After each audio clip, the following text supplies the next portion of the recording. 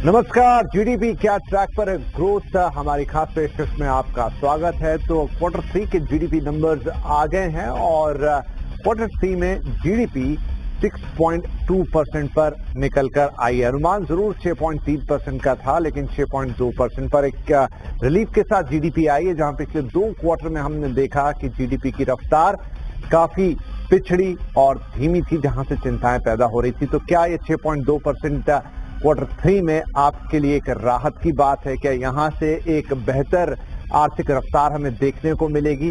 क्या यहां से अर्थव्यवस्था के साथ जो समस्याएं, जो धीमापन है, वो एक हद तक ठीक होता हुआ, बेहतर होता हुआ नजर आएगा? चौथे क्वार्टर के लिए क्या एस्टिमेट कर सकते हैं और साल भर के लिए, वित्त वर्ष 2025 के लिए जीडीपी के नंबर्स का क्या अनुमान होगा? इसका भारतीय अर्थव्यवस्था पर क्या असर पड़ेगा, बाजार पे क्या असर पड़ेगा, आपके और हमारे जीवन पर क्या असर पड़ेगा, यही सारी बातें आज हम करेंगे। तो चलिए कार्यक्रम की शुरुआत करते हैं। हमारे साथ कार्यक्रम में शामिल हो रही हैं इकरा की chief economist Aditi Nayar, market expert Sunil Subramaniam और वरिष्ठ आर्थिक पत्रकार शुभमय भट्टाचार्य। आप सभी का बहुत बहुत स्वागत है।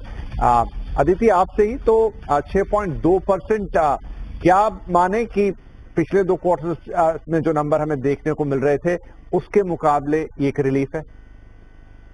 रिलीफ तो है। हमारा अनुमान 6.4% था, तो अनुमान से हल्का सा कम आया है। साथ ही साथ Q1 और Q2 के ग्रोथ के प्रिंट भी थोड़े रिवाइज हुए हैं। तो जो मेरे कहने का मतलब है, Q1 से जो कंपैरिजन में Q3 का ग्रोथ है वो हल्का सा ही कम है।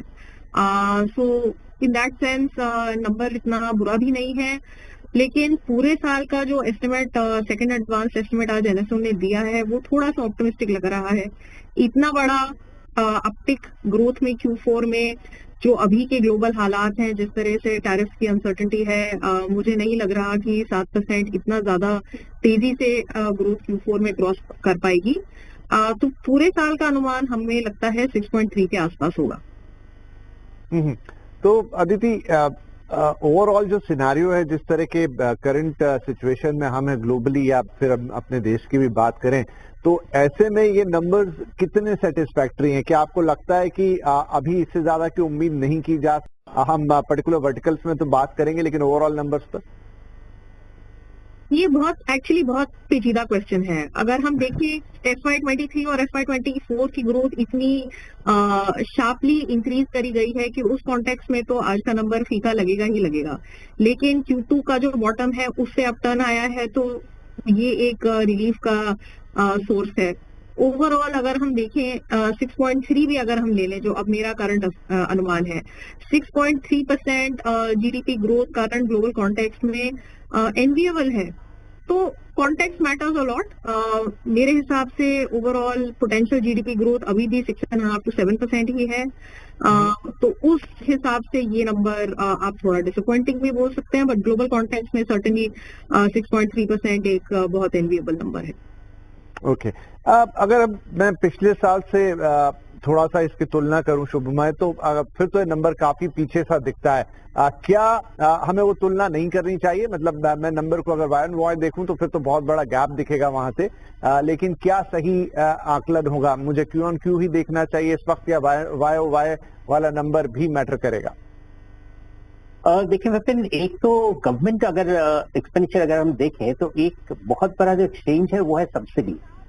पिछले साल सब्सिडी का जो नंबर था वो काफी उतरा था, एंड इसी वजह से ही आपको जो फाइनल कंजम्पशन एक्सपेंडिचर जो गवर्नमेंट का है उसमें आपको प्रॉब्लम्स दिखाई देंगे। इसलिए वो तुलना एक तरफ आता ही है।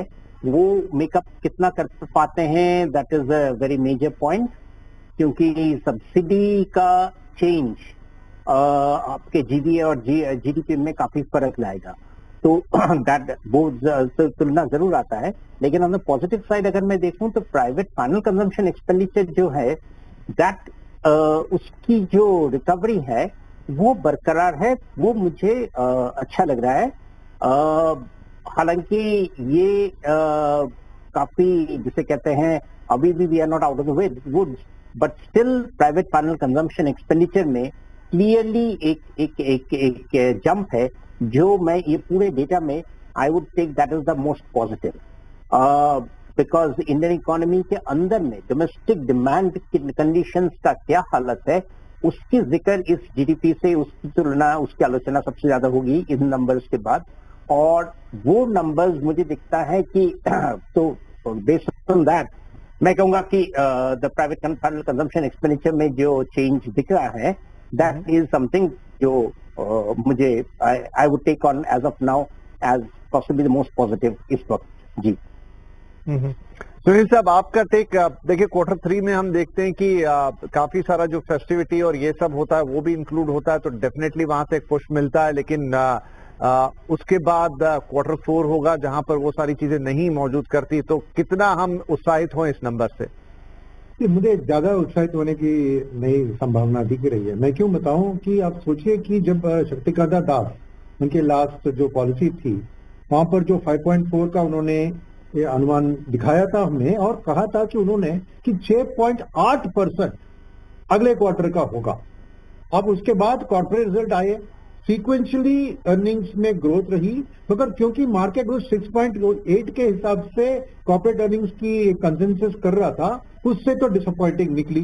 तो नेचुरली, जैसे आदित्य जी कह रही थी, उन्होंने अपना 6.8 आरबीआई गवर्नर का उन्होंने रिड्यूस किया, और उससे भी कम आया है। और इसके बावजूद कि ये फेस्टिवल सीजन, क्योंकि दिवाली के बाद, दिवाली भी लास्ट क्वार्टर में थी, क्रिसमस भी लास्ट क्वार्टर में थी, तो उसका इम्पैक्ट पूरा दिखने के बावजूद खाली 6.2 आया है। तो मार्केट जरूर इससे थोड़ी नाराज होगी, क्योंकि जो एक पिकअप होना था 6.8 के हिसाब से तो बिल्कुल नहीं हुआ। सेकेंड बात यह है कि उस क्वार्टर में इन्फ्लेशन मानते हैं थोड़ा ज्यादा था, तो इस क्वार्टर में अगर आप उसको प्रोजेक्ट करें, अभी इन्फ्लेशन थोड़ी घट रही है, मगर मेरे ख्याल में अभी भी कंज्यूमर सेंटिमेंट उस इन्फ्लेशन को ऑब्जॉर्व करके इस क्वार्टर में मैं कोई ज्यादा एक उछाल नहीं देख रहा हूं। तो मैं आदित्य से सहमत हूं कि इस साल की जो ग्रोथ के जो अनुमान 7% की किया गया था वो तो बिल्कुल नहीं होगा, और उनके जो नंबर है उसके करीब ही आएगा। मगर मुझे मार्केट के बारे में देखें तो मार्केट ऑलवेज फ्यूचर के बारे में सोचता है। अब अगले क्वार्टर की बात करें तो इस क्वार्टर की जो एक खास चीज आपने देखा, जो क्वार्टर के नंबर है, एग्रीकल्चर की ग्रोथ सीक्वेंशियली बहुत बढ़िया रही है।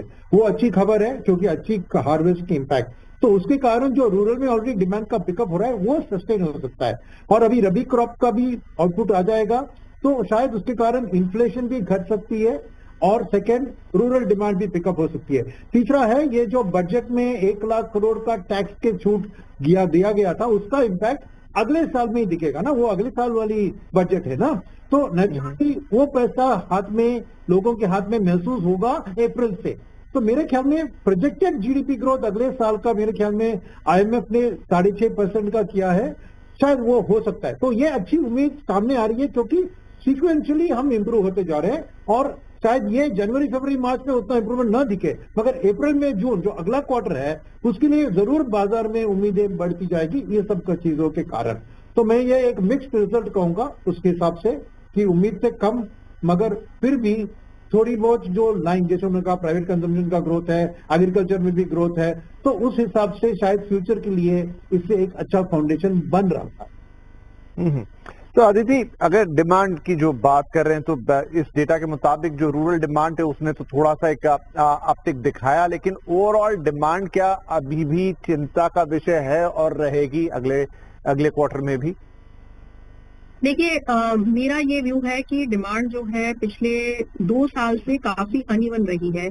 एक फेज था जहां अर्बन डिमांड काफी पॉजिटिव थी, और रूरल में 2023 की मॉनसून इतनी अच्छी नहीं थी, उस वजह से रूरल डिमांड थोड़ी धीमी थी। 2024 की मॉनसून अच्छे होने के बाद रूरल डिमांड का हमारा एक्सपेक्टेशन अब काफी इंप्रूव हो गया है, रिजर्वॉयर लेवल्स भी काफी हेल्दी हैं, तो उससे आगे जाके भी रूरल डिमांड स्टेडी रहेगी। अर्बन डिमांड में हाई इनकम हाउस होल्ड की डिमांड काफी स्ट्रांग है, लेकिन मिडिल और लो इनकम हाउस होल्ड जो है वहां पे इन्फ्लेशन का ज्यादा इम्पैक्ट आया है। तो अब आगे जाके रूरल हमें लगता है एक अच्छे ट्रेंड पे रहेगा। अर्बन में जो सेगमेंट में प्रॉब्लम थी डिमांड की इन्फ्लेशन की वजह से, वहां पे 2-3 पॉजिटिव चीजें ये हैं कि एक तो आपका इन्फ्लेशन थोड़ा जो लग रहा है कंट्रोल में आने से, एक रेट कट तो हो चुका है, एक और रेट कट अप्रैल में काफी सर्टन लग रहा है, और इसका इम्पैक्ट ईएमआई में तो आ ही जाएगा। चाहे डिपॉजिट रेट्स में ट्रांसमिशन लेट हो और उससे फ्रेश बोरोइंग में जो ट्रांसमिशन होता है वो लेट हो, लेकिन जो एग्जिस्टिंग ईएमआईज हैं वो नीचे आनी शुरू हो जाएंगी। और दूसरी बात, जो tax cut government of India ने किया है वो काफी वेल टारगेटेड है, क्योंकि यही सेगमेंट है अर्बन सैलरीड जो नए एंट्रेंट्स हैं फॉर्मल वर्कफोर्स में, जो सबसे ज्यादा बेनिफिट उठाएंगे टैक्स रिलीफ का। तो मेरे हिसाब से अर्बन जो कंजम्पशन है वो भी थोड़ी आगे जाके इम्प्रूव होनी चाहिए। ठीक है, तो शुभमय अभी नंबर वाइज अगर हम चलें तो मैन्युफैक्चरिंग 2.1 से बढ़ के 3.5 हुआ, कंस्ट्रक्शन में भी कंस्ट्रक्शन थोड़ा सा डिग्रोथ दिखा रहा है, एग्री ग्रोथ में भी थोड़ा सा इम्प्रूवमेंट है, इलेक्ट्रिसिटी एंड ऑल, माइनिंग भी ठीक ठाक इम्प्रूव हुआ है। लेकिन क्या ये इम्प्रूवमेंट सब्सटेंशियल है, जितना हम उम्मीद कर रहे थे उतना है, या जितना हमें चाहिए उतना है, या यहाँ थोड़ा और पुश करना पड़ेगा? गवर्नमेंट एक दूसरे साइड से, मतलब आपने टैक्स गिफ्ट दे दिया, आपने थोड़ा सा अभी जैसे अदिति भी कह रही थी कि हम देखेंगे कि EMI कम होना शुरू होंगे तो थोड़ा सा वहां पर एक सेंटिमेंटल चेंज आएगा, बट जो ऑन द ग्राउंड ये नंबर्स हैं ये अभी भी वीक हैं। Vipin ji, on a very tangential note, मुझे एक थोड़ा सा एक अनकंफर्टेबल लग रहा था जो RBI के जो डेटा थे, जो एस्टिमेट था 6.8 वगैरह, उसके हिसाब से मुझे लग रहा था कि कहीं ऐसा ना हो कि थर्ड क्वार्टर के नंबर्स अगर उनको ट्रेंड दिखा है कि अजीब सा जंप आया है, अनएक्सपेक्टेड सॉर्ट ऑफ बॉयंसी, तो मैं फ्रैंकली उस पर मुझे काफी हैरानी ही नहीं, मुझे काफी कंसर्न रहता कि इकोनॉमी के जो एक्चुअल जो मेरी हालत है और जो नंबर्स दिखा रहे हैं उसमें तालमेल नहीं बैठ रहा है। And that creates problems for industry, investor, सबके लिए कि what is the economy trying to say. मैं 6.2% का जो डेटा है वो देखकर मैं अदिति से सहमत हूं कि ये इस ज्यादा प्रॉब्ली 6.3 6.4% में हम जाके फाइनली एंड ईयर खत्म करेंगे। लेकिन मुझे वो प्रॉब्लम नहीं लग रहा है। प्रॉब्लम इनफैक्ट नहीं लग रहा है इसलिए क्योंकि ये सारे डेटा काफी कंसिस्टेंट डेटा आ रहे हैं कि इकोनॉमी डाउन टर्न पे था, उस डाउन टर्न से it is probably turning up, यानी possibly turning up in a sustain way, कि जहां जहां पे हम टर्निंग अप की जो डेटा देखेंगे, जैसे टैक्स डेटा, जैसे कंजम्पशन डेटा, जिन पे there was a turnaround पहले क्वार्टर में दिख रहा था, वो कंसिस्टेंटली उसी तरह से मूव अप कर रहे हैं। तो यानी कि ओवरऑल डेटा में एक डेटा इंटेग्रिटी है, ये बहुत बड़ी चीज है, क्योंकि इन द टाइम ऑफ जिसे कहते हैं इकोनॉमिक अनसर्टेनिटी, एक डेटा में अगर एस्टिमेट में अगर क्लैरिटी ना रहे ना, तो वो काफी ज्यादा प्रॉब्लम क्रिएट करता है। इमीडिएट हिसाब से वो दिखेगा कि जैसे as if we are past the hump, then suddenly वो करेक्शंस बाद में जब सेकेंड एस्टिमेट फाइनल एस्टिमेट्स आएंगे, उस एस्टिमेट्स में देयर विल बी करेक्शंस। कुल मिलाकर वो इंडस्ट्री के लिए, किसी भी सेक्टर के लिए वो कंफर्टेबल नहीं रहता है। इसलिए वाइल जो रियल जैसे GVA का फिगर्स हैं, कंजम्पशन के जो फिगर्स हैं, इसी फिगर्स में मैं अभी मतलब काफी डिटेल में देख रहा था कि इनमें जैसे ब्रेक इन ट्रेंड तो कहीं नजर नहीं आ रहा है। And frankly break in trend नजर नहीं आ रहा है, ये मुझे सेटिस्फैक्शन देता है कि ये चीज अच्छा है। दैट मीन्स इकोनॉमी में जो प्रेशर्स हैं ग्लोबली वो बरकरार है एंड वो रहेंगे अभी। In fact Trump impact is just not yet started to play out. उसके क्या इम्पैक्ट होंगे हमें अभी आगे चलकर that will be factored in. तो वो तो एक बहुत बड़ा शॉक है, लाइक एन ऑयल शॉक जो पहले होता था, it's like the Trump shock. In fact वही आएंगे। जी, वही एक सवाल मैं सुनील जी से पूछना चाह रहा था कि ये जो ट्रम्प फैक्टर है, the way he is behaving, या रोज वो टैरिफ की चीजें लगाना नहीं लगाना अलग बात, लेकिन जिस तरह का इम्पैक्ट या जिस तरीके का एक साइकोलॉजिकल इम्पैक्ट वो पूरा मार्केट और अदर सिचुएशन में पैदा कर रहे हैं, क्या वो चीजें नंबर्स में भी रिफ्लेक्ट होंगी आगे जाके? देखिए, ट्रम्प मार्केट में अनसर्टेनिटी क्रिएट कर रहा है, इकोनॉमी में नहीं। क्यों मैं बता रहा हूं कि ट्रम्प की जो भी चीज आप कह रहे हैं ना in terms of tariff, India का शेयर ऑफ वर्ल्ड एक्सपोर्ट्स 1.9% है। खास करके वो मैन्युफैक्चरिंग में 1% है और सर्विसेज में थोड़ा ज्यादा है। तो हमारे ऊपर इतना असर नहीं पड़ेगा इकोनॉमी में जितना बाकी देश, जैसे चाइना का 13% शेयर है वर्ल्ड के एक्सपोर्ट्स पे। तो ओवरऑल ट्रम्प का अनसर्टेनिटी मार्केट के ऊपर ज्यादा फैली हुई है, मगर इकोनॉमी में मैं समझता हूं कि जैसे मोदी जी की और ट्रम्प की मीटिंग हुई और बातचीत हो रही है, हम उनसे एनर्जी तेल खरीदेंगे, शायद डिफेंस इक्विपमेंट करेंगे, तो ये जो इम्पैक्ट है इससे हम थोड़ा लाभ उठा सकते हैं। तो मैं इतना ये नहीं हूं, डिसअपॉइंटेड नहीं हूं या कंसर्न नहीं हूं कि हमारी एक डोमेस्टिक ड्रिवन इकोनॉमी है। हमारी प्रॉब्लम्स जीडीपी ग्रोथ की घटौती में दो बड़े प्रॉब्लम है। एक, इलेक्शंस के कारण गवर्नमेंट ने अपना कैपिटल एक्सपेंडिचर प्रोग्राम को टाल दिया था और वो इम्पैक्ट दिख रहा था क्योंकि मल्टीप्लायर इफेक्ट दूसरा होता है। दूसरा होता है कि इन्फ्लेशन बढ़ गई थी क्योंकि मिसमैच था between production and consumption of food grain, क्योंकि production was more than consumption, फिर भी सही जगह पे पहुंची नहीं। तो इसीलिए भले अच्छे मानसून था, आपको इन्फ्लेशन हाई थी और इसलिए कंज्यूमर का सेंटिमेंट अफेक्ट हो गया था खर्चा करने के लिए। ये दोनों प्योरली डोमेस्टिक फैक्टर थे जो हमारी जीडीपी ग्रोथ को नीचे गिराई। अब समझिए कि इस क्वार्टर में अगर पूरे बजट में जो भी उन्होंने नंबर्स लगाए थे 11 लाख करोड़ का, उतना तो नहीं होगा, बस 10 लाख करोड़ तो एस्टिमेट किया, वो खर्चा जनवरी फरवरी मार्च में होगा। तो गवर्नमेंट चर्चा होगी और अगले साल में भी उन्होंने सेम फ्लैट ग्रोथ प्रोजेक्ट किया है। तो वो कैपेक्स का एक्सपेंडिचर अगर गवर्नमेंट फ्रंट एंड करती है और अप्रैल से ही अपना नए साल की कैपेक्स की प्रोग्राम शुरू करती है और यहाँ पे इन्फ्लेशन अगर घटती है क्योंकि अच्छी रबी क्रॉप भी है, तो ऑटोमेटिकली डोमेस्टिक कंजम्पशन भी थोड़ा पिकअप होगा। और ये समर के वक्त में अब कंज्यूमर ड्यूरेबल्स, एयर कंडीशनर्स, उसी चीजों की भी बढ़ पाएगी। तो मेरा ट्रम्प का इम्पैक्ट हमारे इकोनॉमी पर इतना नहीं जितना मार्केट के ऊपर है, और डेफिनेटली वो मार्केट का अनसर्टेनिटी कंटिन्यू रहेगा। तो इसलिए इकोनॉमी इंप्रूविंग ट्रेंड में है और मार्केट गिरने का ट्रेंड में है। ये दोनों अलग दिशा में जा रहे हैं। जी ठीक है, चलिए इसी नोट पर एक छोटा ब्रेक ले लेते हैं, लेकिन ब्रेक के बाद बात करेंगे कि कैसे फिर वो कन्वेंशन की रफ्तार बढ़ेगी। इकोनॉमी के सामने इस समय क्या रियल चैलेंजेस है और क्या कोई उनका हाल फिलहाल में उपाय है या हमें ऐसे ही चलना होगा, क्योंकि बहुत सारी चीजें कंट्रोल में है भी नहीं। एक छोटा ब्रेक के बाद ये 2-3 अहम मुद्दे, अहम सवाल। वेलकम बैक, आप देख रहे हैं जीडीपी ट्रैक पर ग्रोथ था और Q3 के नंबर्स आए हैं। 6.2% पर जीडीपी की रफ्तार है जो कि पिछले क्वार्टर के मुकाबले बेहतर नजर आ रही है और ओवरऑल साल का एस्टिमेट भी 6.5% के आसपास लगाया जा रहा है फाइनेंशियल ईयर का। और हम चर्चा कर रहे हैं कि यहाँ से और कैसी दिख सकती है हमें जीडीपी की रफ्तार ग्रोथ के लिए और क्या करने की जरूरत होगी। हमारे साथ इकरा की चीफ इकोनॉमिस्ट अदिति नाम, मार्केट एक्सपर्ट सुनील सुब्रमण्यम और वरिष्ठ आर्थिक पत्रकार शुभम भट्टाचार्य जी कार्यक्रम में मौजूद है। तो अदिति, अब चैलेंजेस क्या है, यहाँ से क्या करने की जरूरत है और कहाँ पर फोकस रहना चाहिए? देखिए, मेरे हिसाब से बजट आया, बजट ने 2 प्रॉन्ग्ड हमें स्टिमुलस दिया। एक तो 1 ट्रिलियन का इंक्रीज कैपिटल एक्सपेंडिचर में, जो करना बहुत इजी नहीं है, बिकॉज आई स्टिल थिंक कि ये इंटेल करता है कि हर महीने ऑलमोस्ट 1 ट्रिलियन का कैपेक्स हो other than the peak monsoon months. तो ये बहुत इजी टारगेट नहीं है। देखते हैं कि कितनी जल्दी कैपेक्स प्रोग्राम किक ऑफ होता है और वो इंडिकेट करेगा कि इसका क्या टारगेट कितना अचीव होगा। दूसरी चीज, हमें वो टैक्स रिलीफ मिली जो हम पहले भी डिस्कस कर चुके हैं, वो भी 1 ट्रिलियन का आप लगा लीजिए जो इनकम टैक्स रिलीफ मिली है। रेट कट साइकिल शुरू हो गया है। अप्रैल का कट हमें काफी सर्टन लग रहा है, उसके बाद जून या अगस्त में एक और कट आएगा कि नहीं आएगा, ये इंडिकेशन हमें बेहतर तभी समझ आएगी जब 3 महीने बाद हमें Q4 का जीडीपी ग्रोथ डेटा मिलेगा। तो वो कहाँ आएगा? गवर्नमेंट के एनएसओ के इम्प्लिसिट 7.6% के आसपास, या फिर जो मुझे लग रहा है कि 6.5 से 6.9% के आसपास।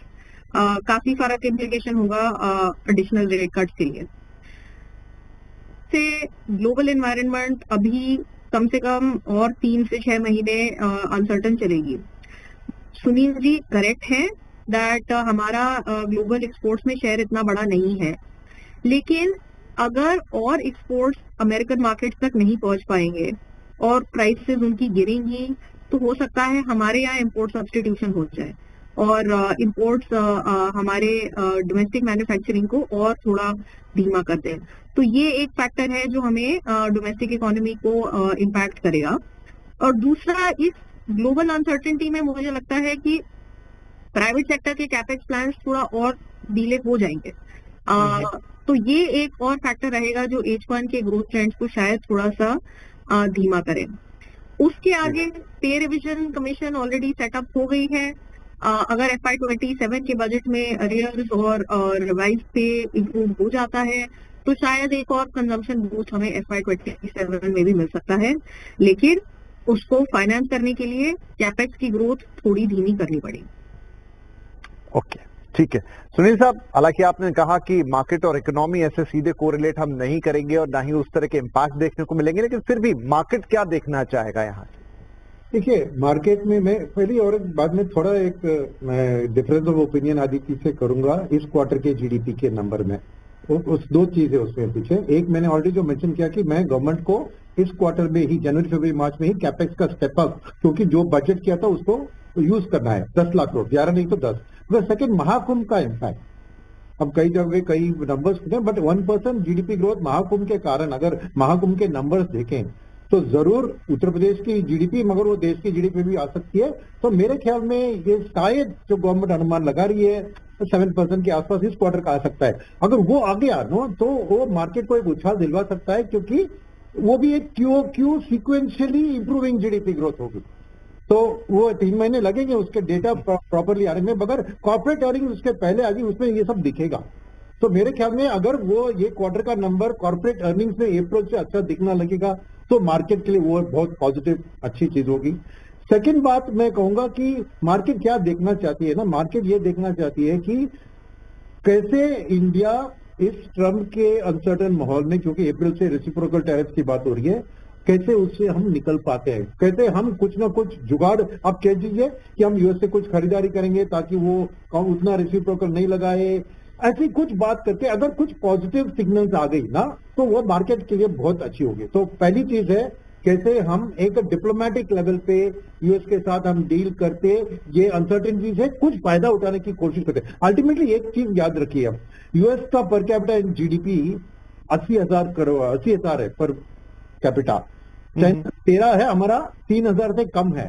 तो यूएस को अगर सस्ते में प्रोडक्ट चाहिए शॉर्ट टर्म में, तब तक यूएस मागा यानी मेक अमेरिका ग्रेट अगेन में अमेरिकन मैन्युफैक्चरिंग रिवाइव होता है, तब तक कहीं ना कहीं उनको खरीदना होगा ना। इसलिए मेरी थोड़ी एक पॉजिटिव आउटलुक है उसमें कि चाइना में टैरिफ लग के जो भी अपॉर्चुनिटी हो सकती है उससे हम फायदा अगर उठा पाए तो मार्केट के लिए वो खुशी खबर। थर्ड, अगेन अदिति से मैं थोड़ी डिफरेंस ओपिनियन, वो कह रही है कि अगर इंपोर्ट के प्राइसेस टैरिफ के कारण घट गए और इंडिया में कुछ इम्पैक्ट, मगर मेरे ख्याल में इंडिया क्या करेगा कि हम import duty non US imports पे लगाएंगे सो दैट चाइना का डंपिंग इधर नहीं आता है, तो उसको हम डोमेस्टिक इंडस्ट्री को प्रोटेक्ट करेंगे और यूएस की एक्सपोर्ट्स के लिए कुछ रास्ता ढूंढ निकलेंगे। तो में एक पॉजिटिव अप्रोच अगर इन सब चीजों में दिखी वो काफी है मार्केट के लिए। और फाइनली मार्केट में क्या देखना चाह रही है ना, सिंपल सी बात है कि जैसे देखिए आरबीआई को हाथ मिला के सपोर्ट देना है गवर्नमेंट को, जैसे उन्होंने रेट कर दिया और आदित्य कह रही कि अगली रेट कट भी कायम है जी जी। के साथ आरबीआई ने अभी एनबीएफसी का जो रिस्क वेटेज था उसको भी हटा दिया, तो एनबीएफसी को भी फंड्स बैंक से फ्लो करेंगे और लिक्विडिटी इन्फ्यूजन भी भयंकर कर रही है आरबीआई। मानते हैं कि डॉलर को फाइट करने के लिए उसने ही लिक्विडिटी निकाला तो उसको सेटल करके, मगर ट्रांसमिशन ऑफ रेट्स के लिए लिक्विडिटी कंफर्टेबल होना बहुत जरूरी है। तो मेरे ख्याल में अब आरबीआई के हाथ में है कैसे वो गवर्नमेंट को जो टैक्स गिवअवेज है और जो खर्चा है उसको कैसे सपोर्ट करके इकोनॉमी, अगर वो आरबीआई से पॉजिटिव सिग्नल निकल आए तो मार्केट में बहुत अच्छी खबर। तो क्विकली, क्योंकि बहुत कम अब समय मेरे पास रह गया, शुभमय आपका टेक, आरबीआई के पास बहुत सारे चैलेंजेस है, रुपए को संभालना है, महंगाई, ग्रोथ, एवरीथिंग, फिर अब यहाँ किस तरह का रुख हम देखेंगे? आरबीआई को लिक्विडिटी जो एक्सपैंड करने वाली जो बात है that will be the biggest challenge, और वो किस तरीके से वो लिक्विडिटी मार्केट में रख सकते हैं, that is the biggest challenge. पर एक चीज की तरफ विपिन मैं आपका ध्यान आकर्षित करूंगा, वो ये है कि गवर्नमेंट का जो डेटा होता है फोर्थ क्वार्टर का वो कहीं ज्यादा रिलायबल होता है देन द थर्ड क्वार्टर या सेकंड क्वार्टर का। ये हिस्टोरिकली इंडिया का टेंडेंसीज है और इसीलिए आज अनंत नागेश्वरन जी ने भी वही कहा है कि when we get more data the numbers will come up. This actually is surprisingly एक sort of a stimulus. Numbers में आप हमेशा देखेंगे थर्ड क्वार्टर और सेकंड और फोर्थ क्वार्टर में जो डेटा में जो फर्क आता है वो काफी हद तक इसका इम्पैक्ट आता है कि मोर नंबर्स, एक्यूरेट नंबर्स आता है, क्योंकि अभी तक फॉर इंस्टेंस मैन्युफैक्चरिंग के जो फिगर्स आते हैं वगैरह जो जीडीपी के वो सारे IIP के ऊपर होते हैं, और IIP जैसे हम जानते हैं कि वो काफी डेटेड नंबर्स हैं। सिमिलरली इन प्ले बहुत सारे जो सेक्टर्स गवर्नमेंट एक्सपेंडिचर के जो फिगर्स हैं वो आपको मिलेंगे फोर्थ क्वार्टर में, तो वो अपने आप पे एक बाउंस आपको मिलेगा। मैं नहीं सोचता हूँ कि गवर्नमेंट के ये प्राइवेट सेक्टर के इन्वेस्टमेंट प्लान्स में ज्यादा कुछ फर्क आएंगे, इतना शॉर्ट पीरियड में वो फर्क नहीं आता है।